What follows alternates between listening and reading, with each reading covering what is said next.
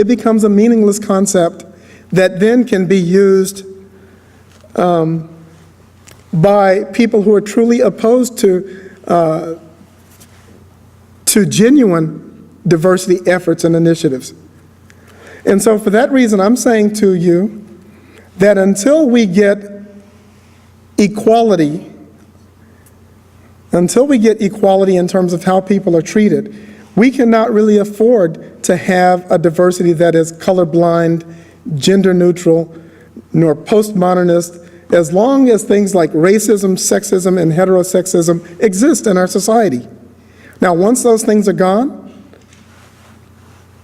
great. I would suggest to you that we also have to acknowledge that there are those who will use the notion, the concept, the term diversity, not for good, but for evil. We must acknowledge that the misuse of the rhetoric of diversity is often intentional. When you hear people who were opponents of the efforts of the Reverend Dr. Martin Luther King when he was a living, breathing person, now using his words to talk about not civil rights efforts, but what they call these efforts to ban things like affirmative action from state to state to state, and they'll call them equal rights efforts.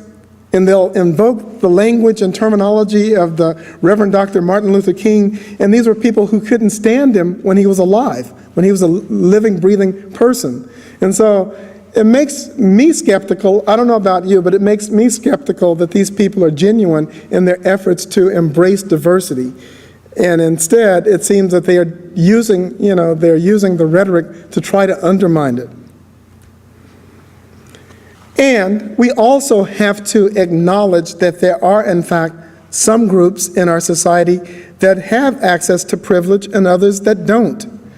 And until we do that, again, the notion of diversity can, in fact, be turned on its head. And we need to acknowledge that. But now, how do we get there from here?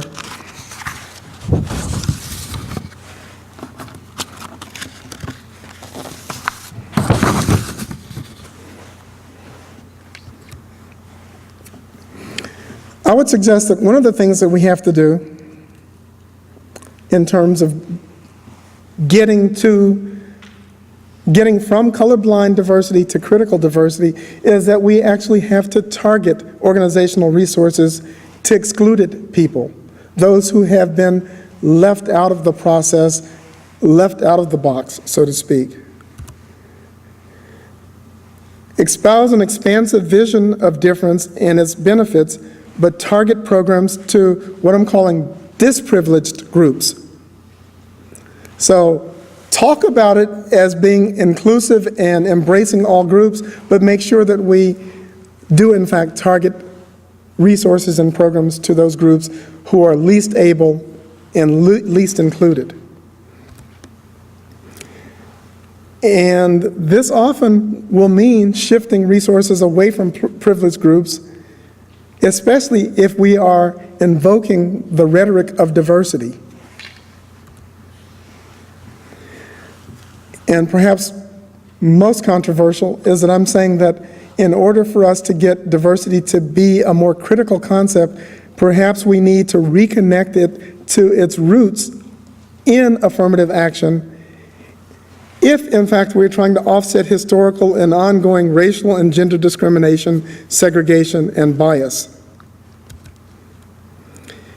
And I would also say that we need to remind organizational members that diversity is, in fact, consistent with legal compliance. It's not against the law, it actually enhances law.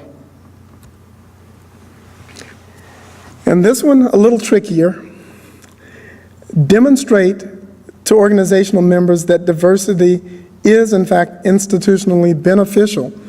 Just as I showed with evidence talking about, does diversity pay? We can show people that, yes, in fact, diversity leads to increases in efficiency, increases in productivity, increases in profitability, et cetera. And so we need to demonstrate to people that diversity is, in fact, institutionally beneficial. And so, bottom line conclusions, I would suggest to us that we have moved from the notion of inclusivity, where we were talking about affirmative action. We have now started using the language of diversity, but even in this language of diversity, often it is turned on its head so that it now means just about anything and everything to anyone. But there are things that we can and should be doing. The current rhetoric undermines the notion that there have been certain racial and ethnic, gender, and sexuality groups that have been denied access. And so what we need to do is reconnect it to that history, reconnect diversity to that reality. If we had critical diversity, there would be proportional representation of people from all groups, because it occurs when we get a true reflection of the talent pool available. And I would suggest that we must work toward a critical diversity which is about inclusion that is necessarily linked to access, equity, parity, and opportunity. And I would suggest to you that without linking diversity to such concerns, the usage of the term diversity itself is hollow. And so with that, I will stop and I will entertain questions, comments, maybe duck a few tomatoes, I'm not sure exactly what, but yes?